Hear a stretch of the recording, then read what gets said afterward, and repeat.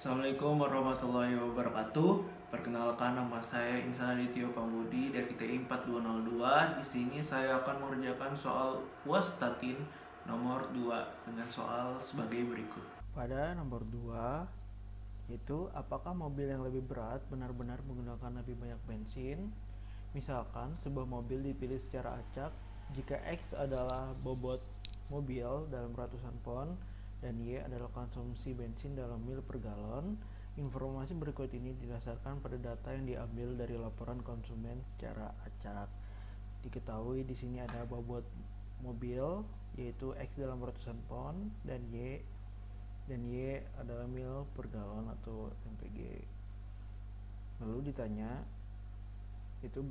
yang pertama buatlah sebuah scatter plot antara variabel X dan Y, yaitu yang kedua adalah hitunglah korelasi sampel antara variabel X dan Y. Yang ketiga adalah hitunglah estimasi untuk intercept A dan slope B menggunakan metode least square.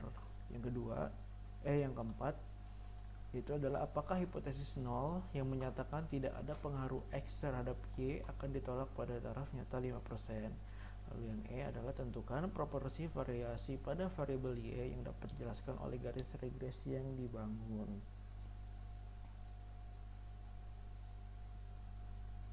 Di sini untuk memudahkan perhitungan lainnya, saya menghitung atau memasukkan terlebih dahulu X dan Y yang sudah diketahui, yaitu ada 27, 44, 32, 47, 23, 40, 34, 52, 30, 19, 24, 13, 29, 17, 21, 14. Lalu dirata-ratakan 37,38 dan 20,88.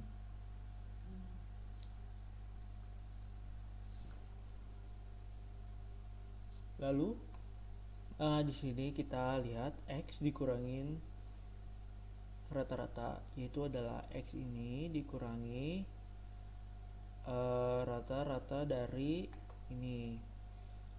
rata-rata si X, yaitu menghasilkan min 10,38.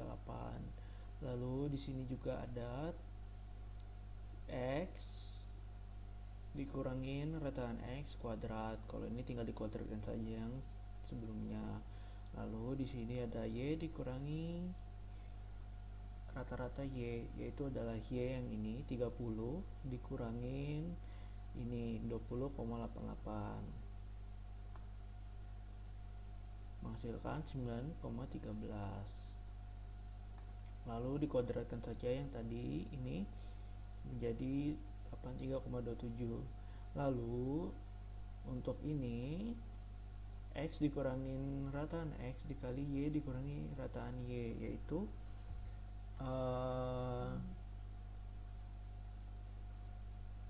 ini minus 10,38 dikali 9,13 menghasilkan minus 94,67. Lalu di sini diratakan semua atau dijumlahkan semua menjadi minus 407,63. Di sini diratakan jadi 286,88. Di sini dijumlahkan keseluruhannya menjadi 711,88. Di sini juga dijumlahkan keseluruhannya, di sini juga dijumlahkan keseluruhannya. Lalu jika sudah mendapatkan ini semua atau mencatat ini semua, maka kita membuat scatter plot. Scatter plot ini dibuat berdasarkan tabel X dan Y. Misalkan di sini X-nya 27, yang 30. Kita lihat di sini di sumbu S, kita lihat di sini misalkan sini 27, Y-nya 30, tinggal kita titikin. Lalu misalkan selanjutnya 44 sama X yang 44, Y-nya 19.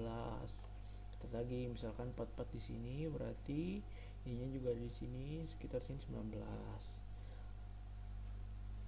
Lalu kita lihat di sini garis yang menurun dikarenakan hubungan linear X dan Y sempurna yang sifatnya negatif, yang dimana menunjukkan hubungan terbalik. Lalu kita lanjut ke B, yang dimana yang dimana kita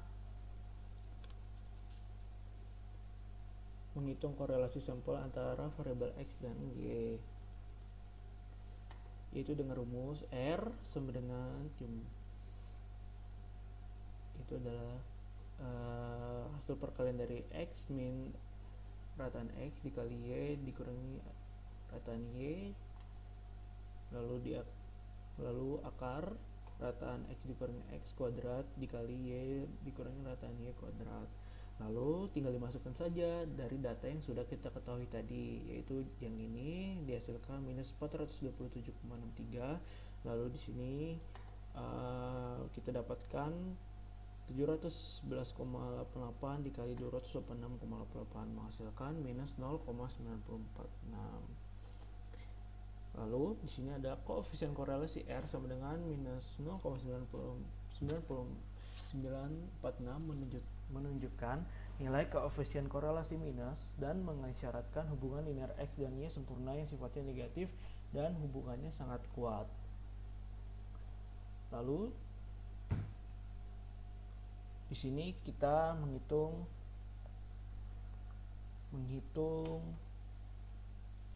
estimasi untuk intercept A dan slope B. Kita menggunakan rumus yaitu X dikurangi X akaran rataan X dikali Y dikurangi rataan Y per X dikurangi rataan X kuadrat. Tinggal dimasukkan saja dari data yang sudah kita dapat tadi, yaitu minus 427 dikali 63 dikurangi 711 dikali 88 menghasilkan minus 0,6007. Lalu di A ini kita di sini ada rumus, yaitu adalah jumlah Y per N dikurangi B rataan X jumlah X per N, yaitu adalah 167 per 8, karena ini adalah jumlah data yang tadi yang di sini ada 8 ya jumlah datanya, makanya N nya sama dengan 8 dikurangi B yang sudah kita dapatkan tadi, yaitu minus 0,6007 dikali total X 299 yang sudah ada di tabel tadi per 8. Lalu hasilnya adalah 43,3262. Lalu di sini kita menghitung apakah hipotesis nol yang menyatakan tidak ada pengaruh X terhadap Y akan ditolak pada taraf nyata 5%.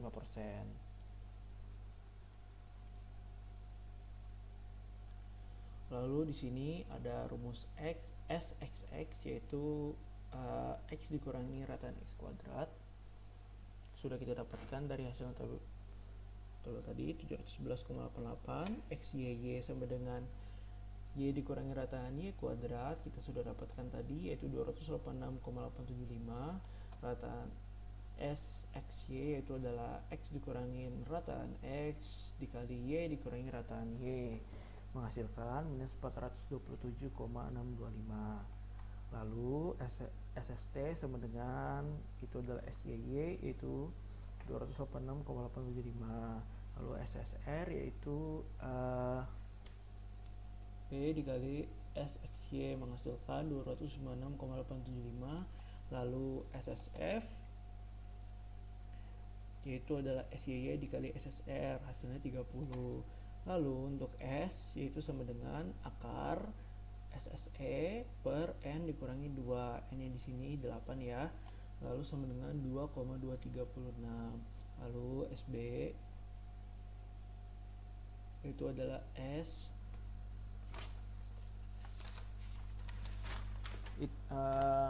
itu adalah SB sama dengan S per akar SXX sama dengan 0,084. Lalu di sini kita menentukan hipotesis, yaitu ada H0 itu beta sama dengan 0, yang artinya tidak ada pengaruh X terhadap Y. Lalu H1 nya yaitu adalah B tidak sama dengan 0, yang artinya terdapat pengaruh X terhadap Y. Yang ketiga, T sama dengan B dikurangi B0 beta 0 dikurangi SB, yaitu sama dengan B nya sudah kita dapatkan tadi dari perhitungan sebelumnya, yaitu ini itu 0,08, mohon maaf, B nya didapatkan dari sini, yaitu 0,084 dikurangi 0 dikurangi 0,047, ini itu menghasilkan minus 7,17. Kenapa harus ada OJT? Karena ini mempengaruhi antara variabel X dan Y. Lalu kita bagi 2 alfanya, yaitu adalah 0,05 dibagi 2 sama dengan 0,025.